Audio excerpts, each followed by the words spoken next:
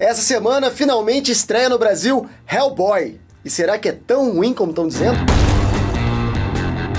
Olá, cidade de consumo pop, estamos de volta com mais uma coisa. Eu sou o Pablo Peixoto, o youtuber que mais trabalha no Brasil. Se você chegou aqui por qualquer recomendação externa do YouTube, não se esqueça de assinar esse canal e ativar o sininho para você ter sempre recomendações de novos vídeos. Mais de 69,47% das pessoas que assistem os vídeos não assinam o canal.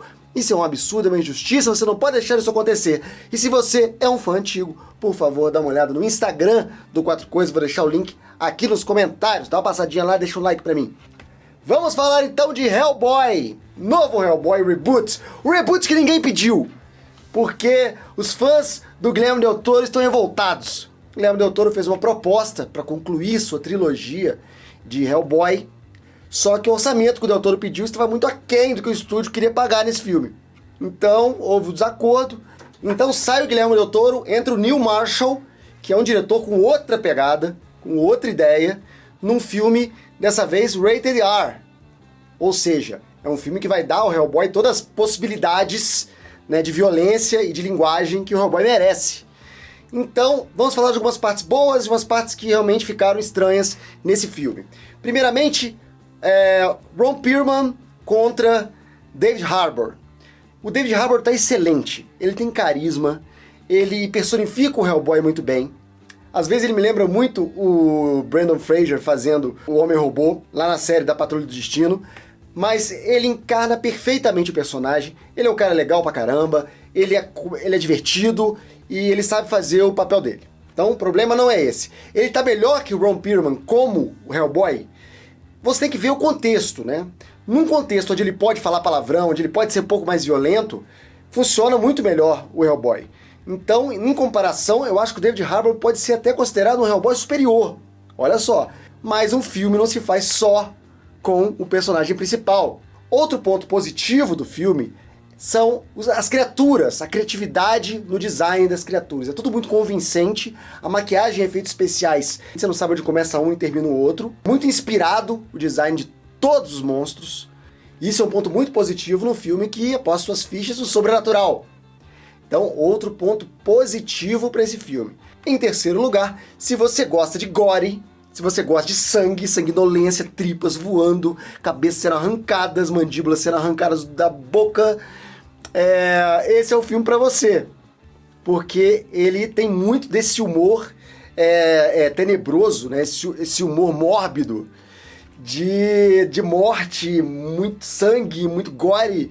E se você gosta desse terrir, você com certeza vai se divertir um monte nessa catarse violenta que é o Hellboy. O Rated R é uma faca de dois gumes. Por um lado, deixa o filme bem mais interessante nesse ponto de vista da violência, da linguagem.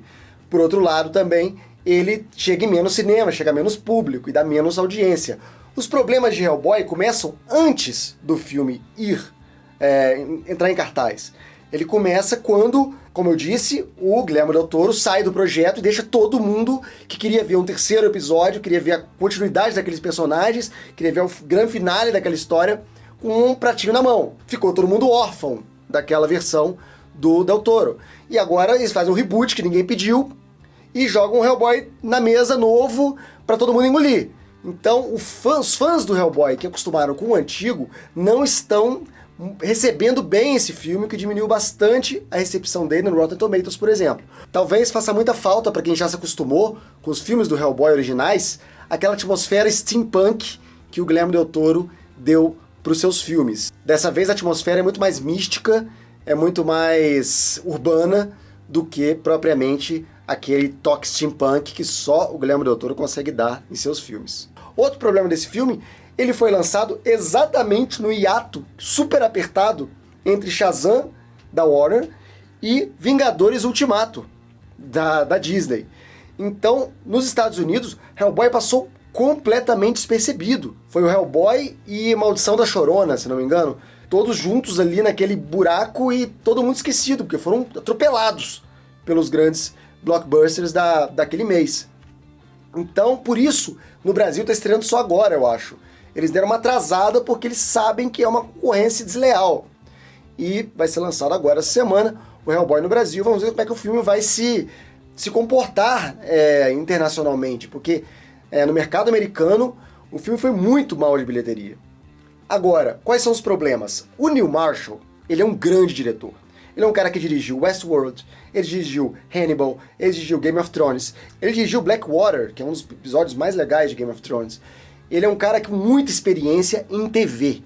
Eu acho que isso trouxe pro Hellboy uma cara de streaming, uma cara de uma produção feita para streaming. Ele parece uns 8 episódios de uma série do Hellboy, compactados, socados em 2 horas, com muita história, sem pé na cabeça, que entra e sai, muitos tiros de história para todos os lados, sem seguir uma única linha para essas 2 horas de história. Então é um filme muito confuso, que tem muitos inputs de informação, que podem render vários outros filmes, mas que na sua história principal, que é muito fraca e muito comum demais, eu acho que o que eles têm de criatividade nos monstros faltou em criar uma história realmente legal, criativa. É claro que tem momentos de surpresa, que você se surpreende, que o roteiro meio te engana e é uma satisfação. O primeiro momento, o primeiro ato do filme, ele é bastante satisfatório. Eu gostei. Eu achei talvez esse filme não seja tão ruim como a crítica americana disse que é. Mas depois realmente, não porque o filme seja ruim, sabe? Não porque o Hellboy seja mal construído, não que as cenas de ação sejam ruins. Não, ele é um monte de ideias boas amarradas de maneira equivocada, de maneira confusa e com uma overdose de informação. Isso não ajuda ele como um filme fechado, como um evento fechado de 2 horas.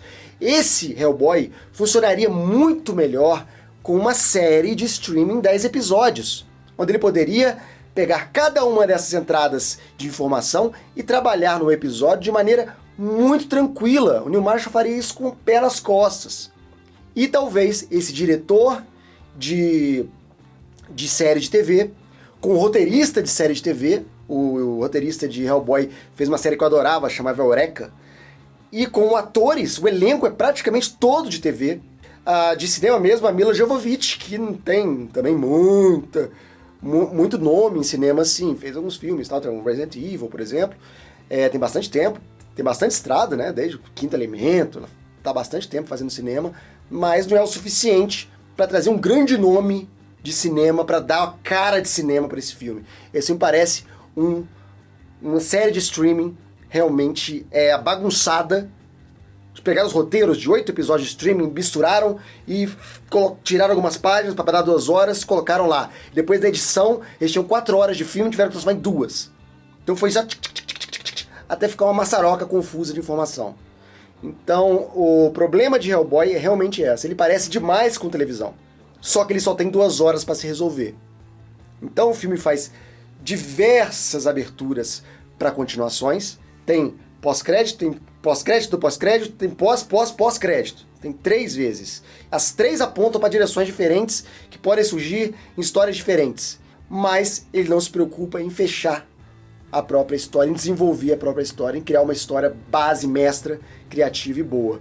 Não sei se a quantidade de ideias, a quantidade de gente criativa envolvida, com vontade de fazer, acabou prejudicando, né, as boas intenções, que o inferno está cheio. Mas Hellboy falha em ser uma experiência cinematográfica. Vou dar para o Hellboy, então, 2 garrafas de tequila de 5.